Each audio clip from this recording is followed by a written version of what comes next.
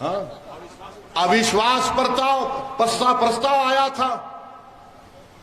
हमने वहां पर 6-7 मिनट में पूरा सबका बयान कर दिया, हर चीज को खोल खोल कर बयान कर दिया। बताओ, आपकी तो जबानी नहीं खुलती। आप तो सिर्फ एक ही बात करते, मैं दुकान खोलना चाहता हूं मोहब्बत की। दूसरा बोलता है मैं चौकीदार हूं।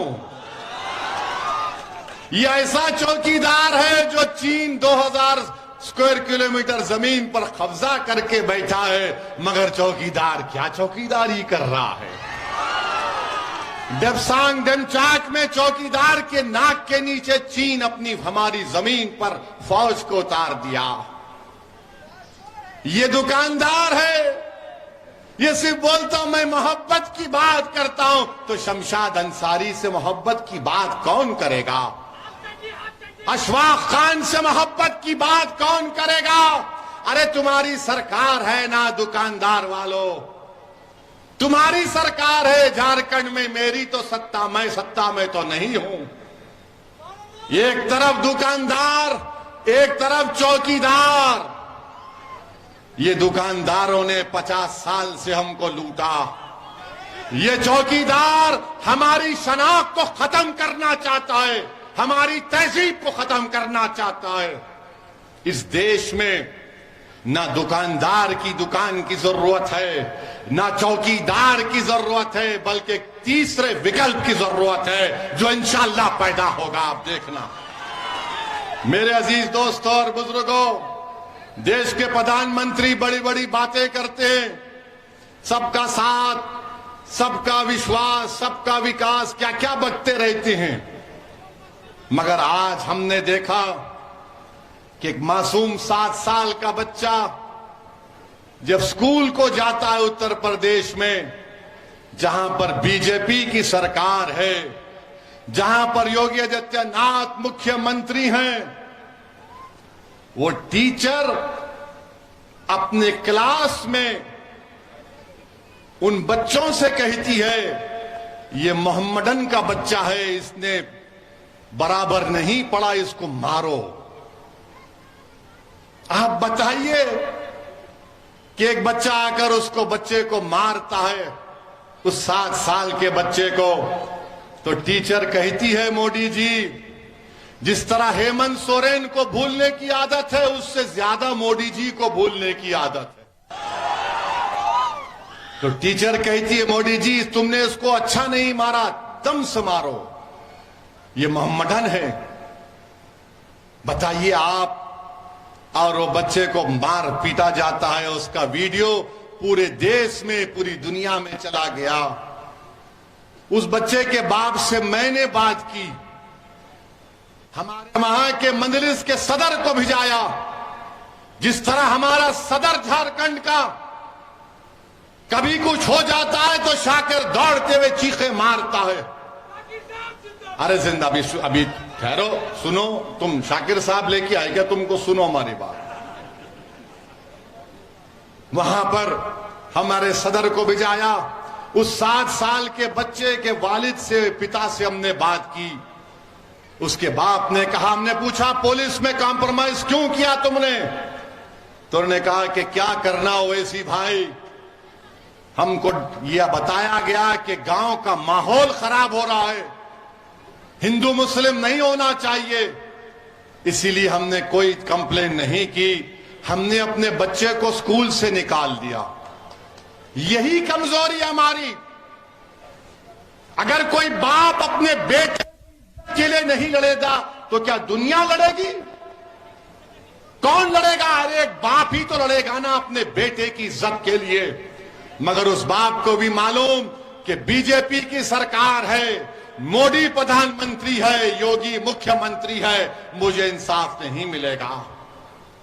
मेरे अजीज दोस्तों और बुजुर्गों, मेरी इज्जतदार मां और बहनों, याद रखो, आप अगर आप इसी तरह डरते रहेंगे कि माहौल खराब हो जाएगा, अरे माहौल जुल्म से खराब हो रहा है, तुम्हारी खामोशी से माहौल खराब नहीं हो रहा है।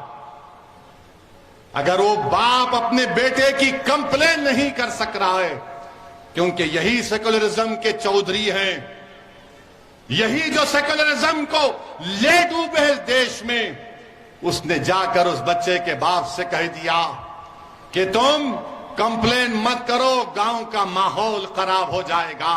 अरे जालिमों, अगर तुम्हारे बेटे को मारते तो तुम खामोश बैठते, क्योंकि मार खाने वाला 7 साल का बच्चा मेरा बेटा था, मेरी औलाद थी। तो तुम में इतनी हिम्मत आ गई कि तुम मुझसे आकर कहते हो कि तुम माहौल को खराब होने मत दो। अगर किसी रांची में या उत्तर प्रदेश में योगी आदित्यनाथ के पोस्टर को फाड़ दिया जाएगा या मोदी के पोस्टर को फाड़ दिया जाएगा तो क्या करोगे? पुलिस दौड़ते हुए जाएगी उसके घर पर, उसके घर तक बुलडोजर लेकर जाएगी।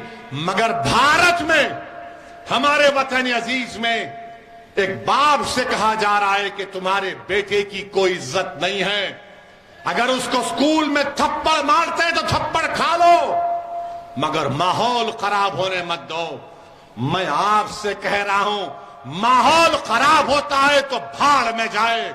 मैं अपनी औलाद के लिए खामोश नहीं बैठूंगा, मैं अपने बच्चे की इज्जत के लिए खामोश नहीं बैठूंगा। अगर गांव का माहौल मुझे बेइज्जती करने से खराब होता है तो फिर और खराब होने के लिए तैयार रहना पड़ेगा। क्या हमारी जान की कीमत नहीं है? भारत के संविधान में इज्जत फंडामेंटल राइट है, डिग्निटी फंडामेंटल राइट है। इस मुकाम पर हम आ गए, क्यों आ गए? क्योंकि हम सिर्फ वोट डाल रहे हैं, वोट डाल रहे हैं, हम कभी वोट नहीं ले रहे हैं। मेरे अजीज दोस्तों और बुजुर्गों, याद रखो, आप अगर आज आप अपनी ताकत को नहीं समझेंगे, लोग बोलेंगे आपसे अगर मुबीन रजवी कामयाब हो गया तो क्या होगा?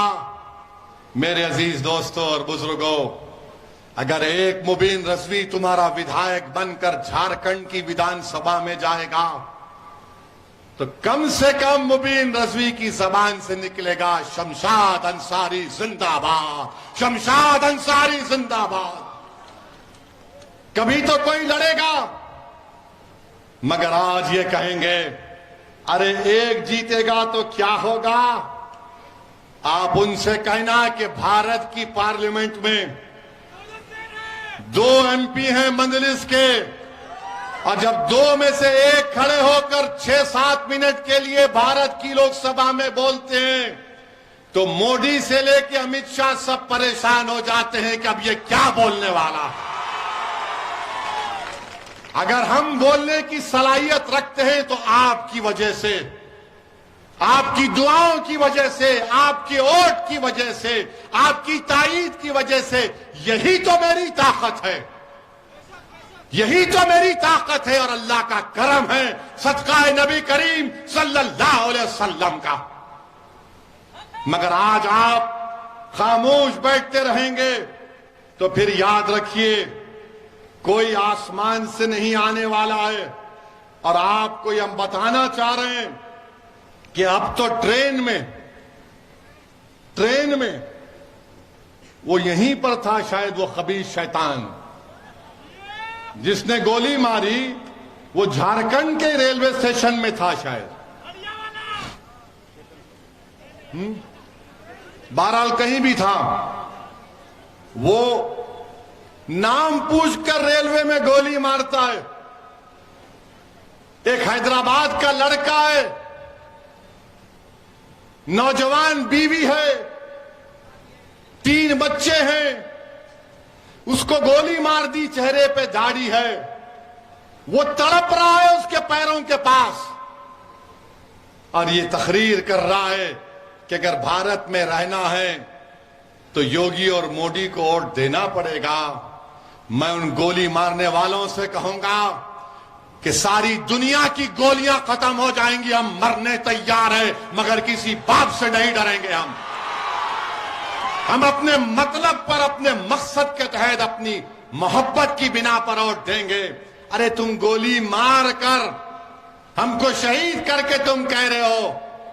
याद रखो तुम जालिम हो, तुम्हारा जुल्म खत्म होगा।